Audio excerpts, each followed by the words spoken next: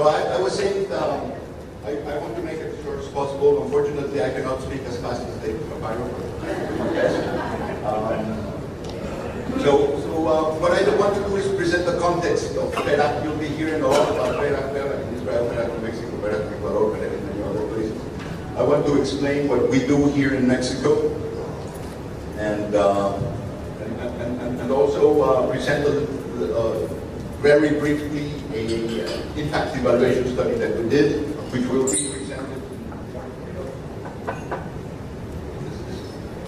be presented in more detail in one of the parallel sessions tomorrow.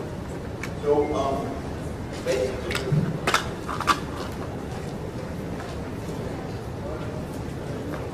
basically, the first thing is that the name, we call it PERAC with a J, because that's the way you pronounce PERAC in Mexico, and kids pronounce it PERAC for some reason, which in Israel it's PERAC, and it's spelled with CH, and we do it with the surname, adopt un amigo, adopt a friend. How does it work? Children and mentors get together at the university twice a week for 2 hours each day, or sometimes on Saturdays for 4 hours. So it's a very intense collaboration during a whole academic year. It is done in the context of a special institution in Mexico called social service. A social service is compulsory community service that all university students have to do in order to graduate the university. It's a big number of hours, and if they don't do community service, they don't graduate. The thing is that in many cases, it's not well used. Students see it as something they have to do. They try to go around it. So, but it's an incredible force if you can orient it towards a good direction. There was, now this year we don't have it, the possibility of getting a scholarship, a stipend around $60, but it needs a GPA, etc., which we feel is unnecessary for this particular program. But how are mentees chosen? The program is explained to the school, to the teachers, to the school directors, and it's the teachers that choose the children who they think will benefit most from the program. The mentees are from public schools in areas of usually low socioeconomic level, preferably close to the university, because the program happens at the university. All the mentors and all the mentees get together at the university, and I would say more or less activities are 50% group activities, 50% one-on-one activities. But even in the group activities, mentees participate with their mentors on that. So they're always together. All mentors and mentees get together as a group in one session, and the mentors on their own get together once a week for a couple of hours to plan the activities of the next week, to discuss the problems they encounter, to get maybe additional training. Now we're going to use, as from this year, Michigan State University's Ready to Go training program. It was translated to Spanish, and we interchanged the permission to use it in Spanish in the US, and they gave us the permission to use it in all the universities in Mexico. There's this about me. Thank you very much. There is always a graduation ceremony where all the kids, at the end of the year, they get together with all the mentors, all the mentees, the parents, the teachers, and there's this graduation ceremonies. Many times, the presidents of the university are there to give the diplomas to the kids and to the mentors. And the speakers at the ceremony are the kids. So you see this 10, 11 kid standing in front of an auditorium with 2,000 people, a kid which at the beginning of the program wouldn't even speak to the mentor because they were very shy. And now he stands and says, "This has been the best 10 months of my life, and I highly recommend the program, and I want to be at this university as soon as I can." Children participate only 1 year. Mentors may participate for as long as they want, but they only get the scholarship during the first year, only once. I always say that we structure it as a social franchise in a way. We give the know-how to the universities for them to run the programs, and we give them the manuals for training, for selection of mentees. And I think we try to follow as best as we can the best practices. We do, I think we'd say like 80 or 90% of the things that the best practices recommend for the program. We have a very thin central administration, too thin, I discovered, in trying to organize this, while organizing this conference. But we're working on that. As I said yesterday, we have yearly national meetings of all the coordinators of the programs of the universities. We get together, we interchange experiences, and that's how this international conference came about. So basically, we took the PERA program, the main ideas, the one-to-one, the university students with elementary kids, elementary years kids, and adapted to the Mexican way, philosophy and conditions. The group activities happen in, can you hear well like this? The group activities happen in several areas. They organize like workshops in human development. They do some academic support, of course. The mentors help the kids with school, with maybe homework, whatever. They do workshops in science, artistic activities. They do a lot of cultural activities. They go and visit museums, which sometimes are right at the university, or they go and visit the cultural buildings, historic buildings of the town or the city where they live. So they move around a bit. They do activities in sports. The fantastic thing is that the universities have a lot of facilities, which of course are not used 100% of the time by the university students. So they can use a lot of the facilities in the universities. For example, the National University of Mexico, which is huge. There's a soccer stadium, there's a concert hall, there's another university that has a planetarium. So they go to hear concerts, they go to see a football game, whatever. They celebrate the festivities and introduction to university. That's a very important thing. They go around, they visit the labs, they hear talks about the different things you can study at a university. So from the beginning, the program has grown quite a bit. It went down a little bit this year because of we didn't get the scholarships from the government. The activities are not just any kind of activities. They are geared towards specific objectives. So it's not like a just keeping the kids there and see whatever you can do with them and play.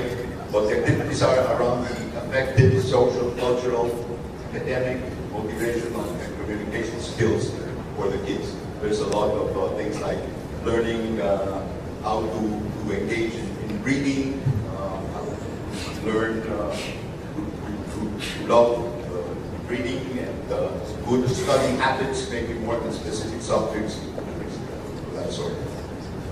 So what was the hypothesis behind all this? Of course, well, this must be reducing the school dropout rate. Just the motivation of being at the university campus and having the experience of what it looks like makes the kids want to be there in as short time as possible. But, well, this is finally a hypothesis, and if we drop the school dropout rate goes down, the delinquent behavior probably will go down, the self-destructive behavior of drugs, violence, etc. School dropout rates, I want to tell you a little bit about this because it's a terrible problem in Mexico. It's a huge problem. Out of 100 kids that enter primary school, only 80 go to secondary school.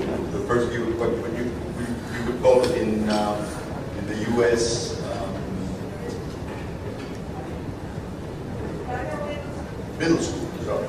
80 that entered middle school, 60 that only 60 graduate from middle school, and only 36 graduate from high school.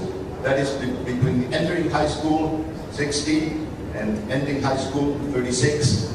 You've lost almost 40% of the kids. It's a huge dropout rate. 21 enter university, and only 13 end up having a degree. I really think we have a lot of problems in education in Mexico. I call this the silent problem because nobody talks too much about it, but it's really a huge problem. Now, does PERA work in the sense, what's the impact we're having? We had many testimonials from parents, from the kids, from the teachers, that the program is working, that it's doing great things, that it's impacting the kids and the mentors themselves very much. They tell us that the objectives are achieved. But in the beginning of 2011, we wanted to do a quantitative measurement of the impact and the performance of the program. As a first proposal, Michael Garinger, we had a workshop with him, and he suggested that there was already an instrument that was developed by Michael Karcher called the Hemingway. So we said, okay, let's try that. It was used to measure the impact of mentoring programs, very similar to the one in Mexico. And what it measures is this connectedness of children, how well are they connected to the family, to the school, to their friends, etc. And in some way, connectedness has several dimensions, which, according to Archer, contribute to a good performance and to avoid the dropout rate. And it had been used in the US, also in mentoring programs with Latino populations. No, I'm sorry. Okay. So it seemed to be appropriate. So we applied the questionnaire to the year 2011-2012 to a PERA group and to a control group. We took the questionnaire, we translated it, it's basically a literature. And didn't work. Just didn't work. Right from the beginning, very low reliability on most of the variables that we were intending to measure. Very low Cronbach numbers, etc. right from the beginning. And on the other hand, what we did find, even the low reliability of the instrument, but it turned out that the connectedness was very high among those kids.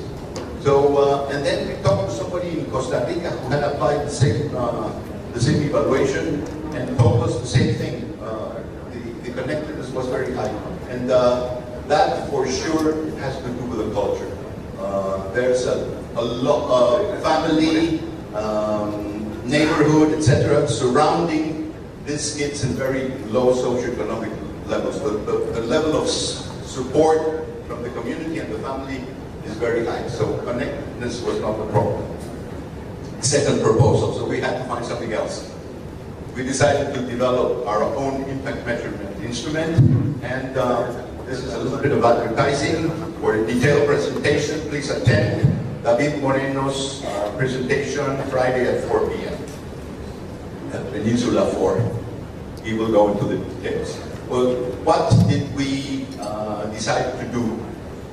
To measure all those 6 impact areas was going to be very complicated.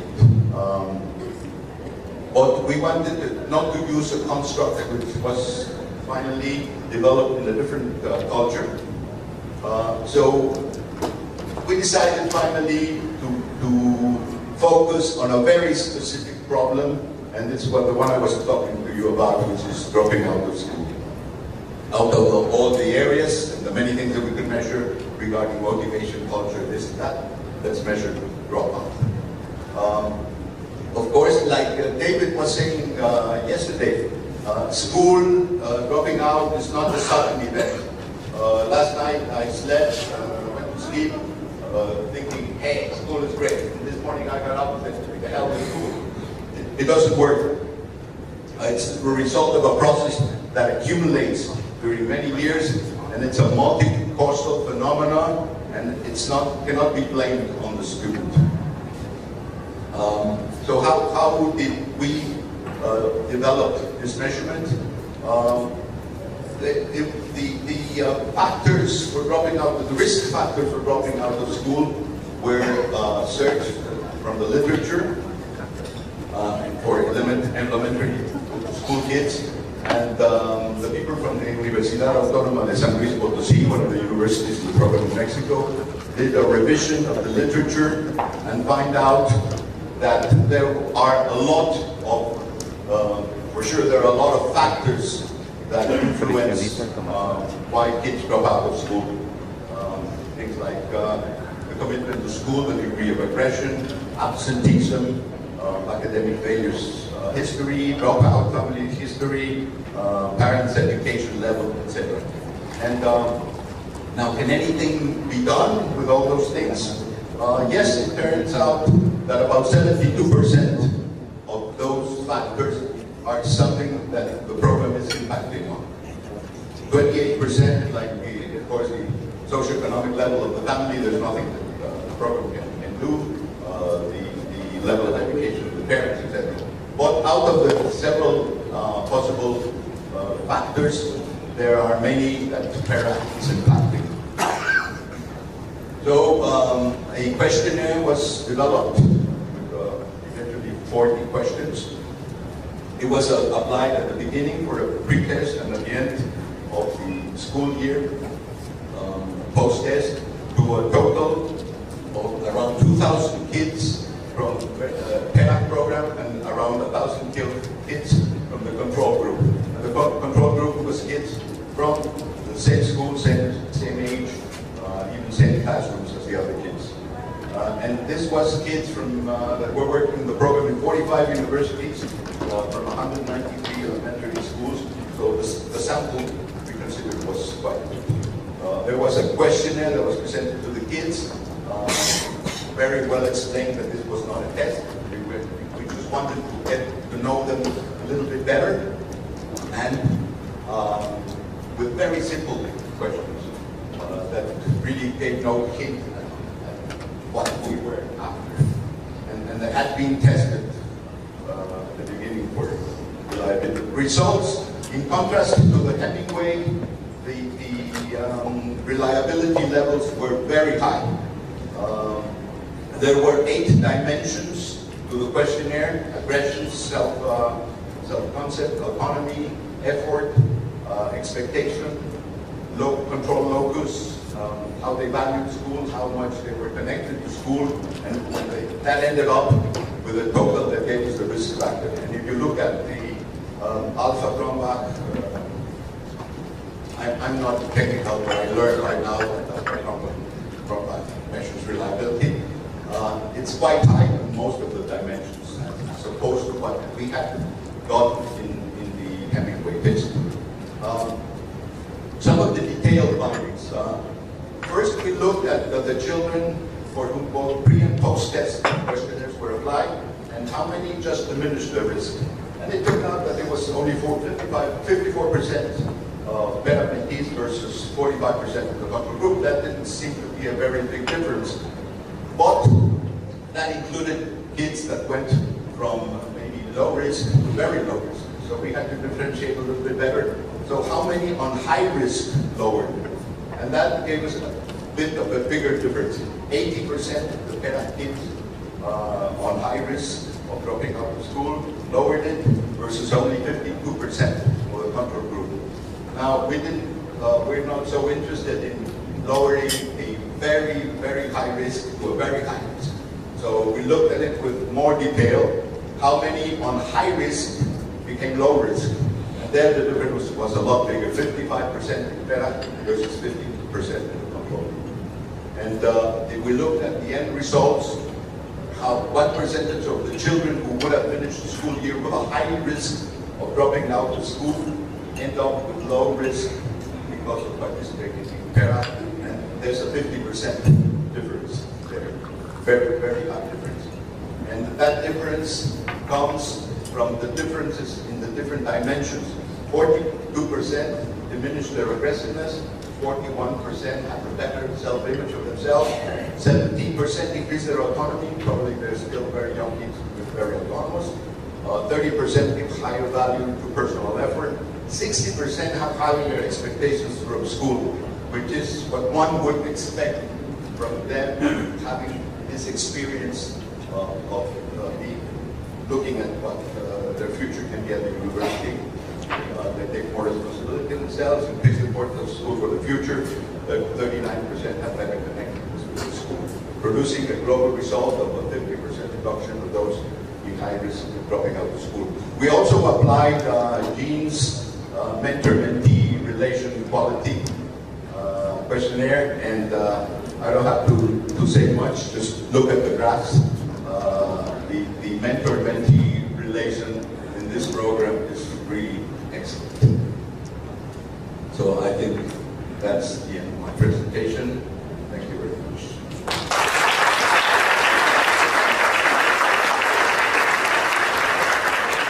We have a little time for questions. So, is there a microphone?